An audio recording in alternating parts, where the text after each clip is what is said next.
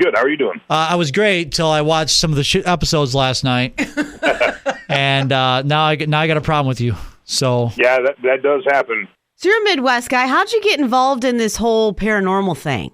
Yeah, sure. The journey for me began when I was a little child. I grew up in a home that was haunted. We had a lot of experiences in that house, objects moving around on their own, anomalous force, disembodied voices, shadowy figures, and then even to the point toward the end there where there was physical attack, pushing, scratches, things like that. And then luckily my family finally decided, my parents decided that it was time to get out of the house, regardless of the mortgage, regardless of the situation, and that's what got me on this path. And so how young were you when this first started? Well, I was actually, when I was born, that was the home I lived in. So basically since the time I was born until around 8 years old. At any point, were you scared of them before things got physical?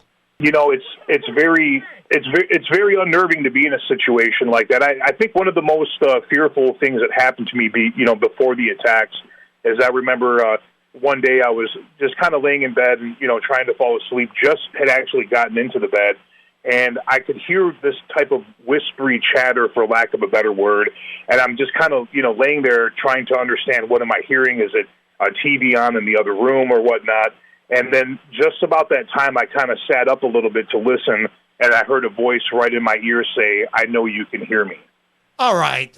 Okay. And then Well, it's funny you say that about therapy because, recently I was talking about this situation and really, honestly, what I do now is therapeutic to me because a lot of these cases that we deal with, unfortunately, there's children involved that are dealing with this type of thing and growing up in a house like this and experiencing the same things that I did and even worse, sadly. And so being able to bring some type of closure to them, to some type of peace and offering them some help, that's something that we didn't have at the time. Being at that time, that generation, paranormal was pretty taboo. Even at that time, nobody really wanted to talk about it.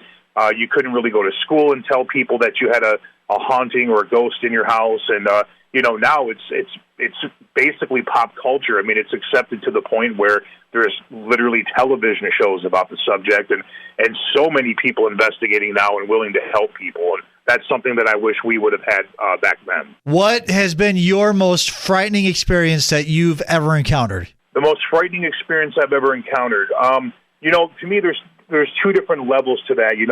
There's things that happen to you that shock you and surprise you, whether it be something flying right past you off of a shelf or seeing something appear in front of you, which certainly can be startling.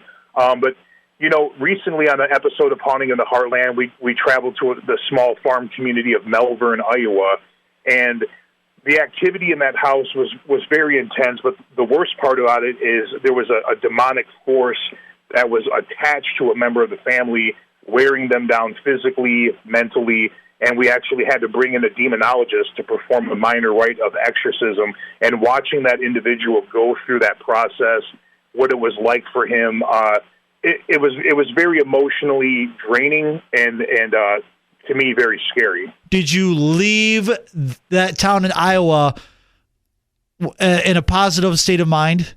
I did leave in a positive state of mind because, everybody that participated in the minor rite of exorcism and the family stood together strong with unity and faced it head on.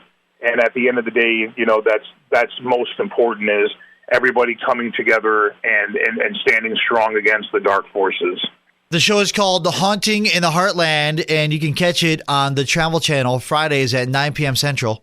Just go ahead and when you set your DVR tonight, just let it go through the whole series. It sounds like one of those shows that I'm not going to be able to stop watching. Yeah, but I got to watch in the daytime, the daylight hours. If there's somebody that's listening to the show right now that has experienced something that might intrigue you, is there a way for them to share their story with you? Yeah, absolutely. They can contact us, through our website or contact me personally on social media. You can look me up on Facebook, Instagram, Twitter, hashtag Haunting in the Heartland. And, if anybody is experiencing this type of activity and they are living in a fearful situation, even if it's not me that can help them, my best advice is this: without a doubt, do not isolate yourself. communicate with people, let people know what's happening with you, talk to your local church, your pastor, your friends, your family, stay in touch with people. Don't let it isolate you, and don't live in fear. Good luck with the show, and we hope to talk to you soon. Okay, thank you so much.